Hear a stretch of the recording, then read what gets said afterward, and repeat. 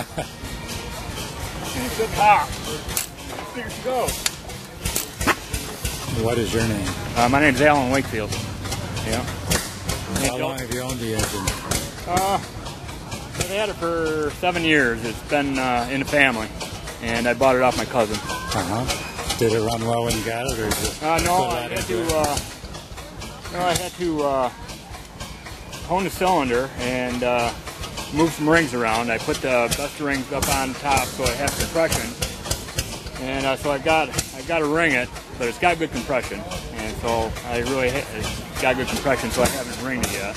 I had to redo the mag and the igniter.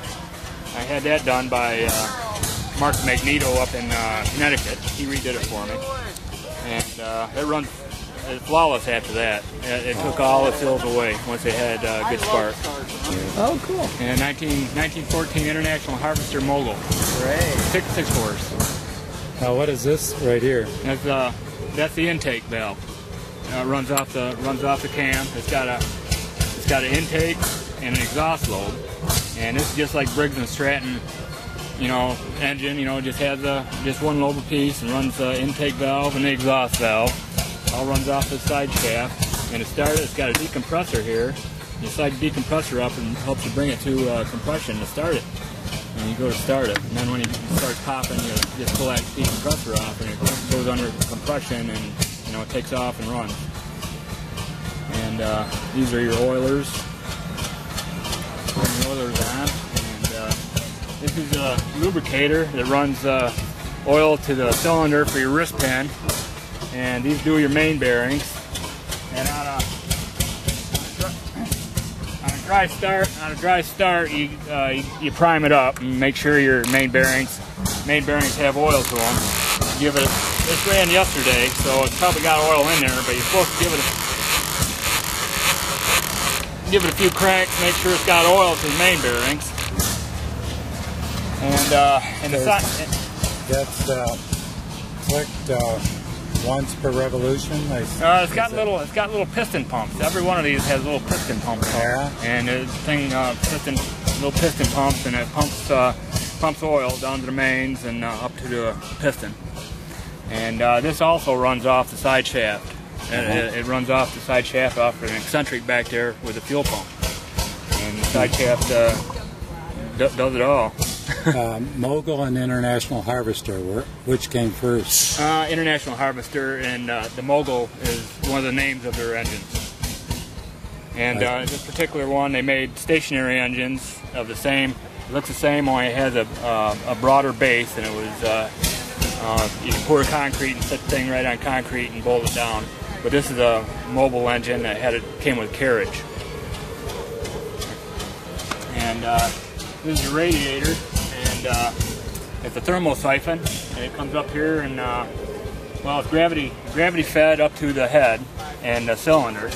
And then when the engine gets warm enough to boil water, it boils it up here, and it steams up here and then condenses and runs, So it cycles has to be boiling to pump. Right. Oh, that's neat. You have to keep an eye on it, or else it'll boil away on you. What is this valve on the head here? Okay, this is your igniter linkage. Every time your top dead center adjustment comes up here and clicks on the mag, it'll send juice up to your igniter, and there's a set of breaker points in there that open. Inside here. This little lever here goes inside there, and there's some points that keep opening and closing. When I get it running, this thing will be going like that all the time, and it'll just be firing in there all the time. On a low tension, it's a low tension ignition with a igniter, as opposed to the high tension where the coil. So it's not timed to the stroke? Yes, it is. Yeah, everything is timed right off the side shaft. It's a cam. Everything's timed right off the cam. Just like this little notch lever is. This is the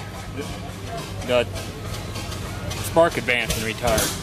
This to start it, retard the spark down here, and as you get it running, it'll advance the spark here, and that'll free it up, and it'll run a lot freer, faster. It'll settle right down and you start cruising. And then when you start working it, it runs off the governor, and then it makes more power. Then you can hear it start talking, making more power.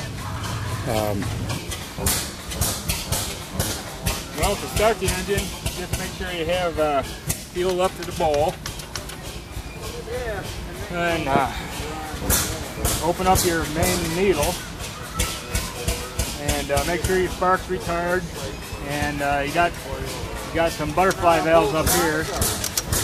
And you got indicators here for cold start. And you got run over here, start over here. And put your decompressor on and start rolling flywheels around. So I got Armstrong start. And it's good pop. Here she goes.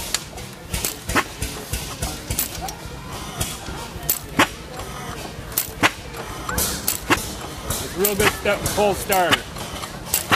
When it gets hot and you try to restart it, it's a little bit more difficult. But it still starts right up real well. So, what's its working RPM? It makes 6 horse.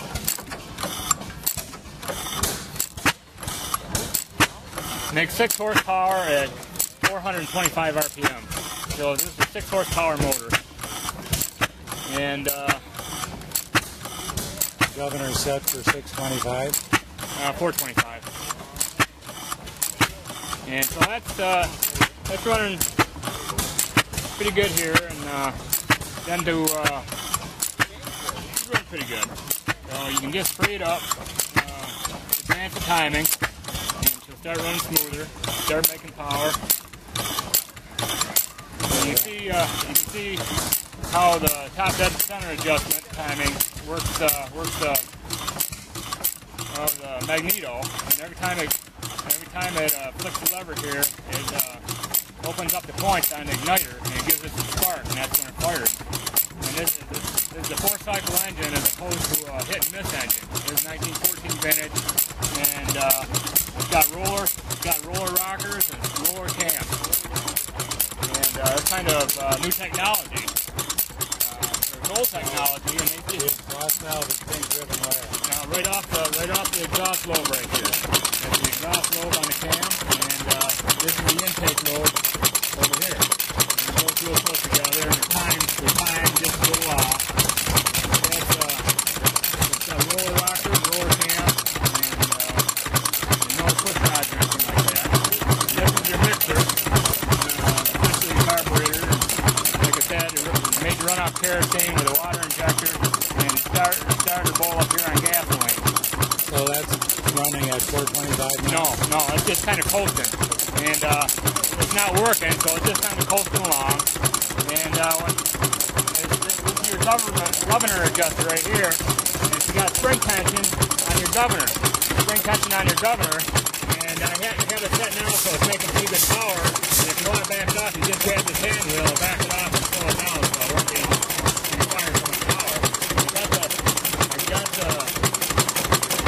the governor springed up here, so it's not in the governor. It just keeps it out of the governor. I just unhook that spring and it goes into the governor. It just makes power. It's making good power right now, and I had it welded up to the saw over there, and it made good ran the saw all day yesterday. It's making power just like this. It stayed here all day yesterday and ran like this.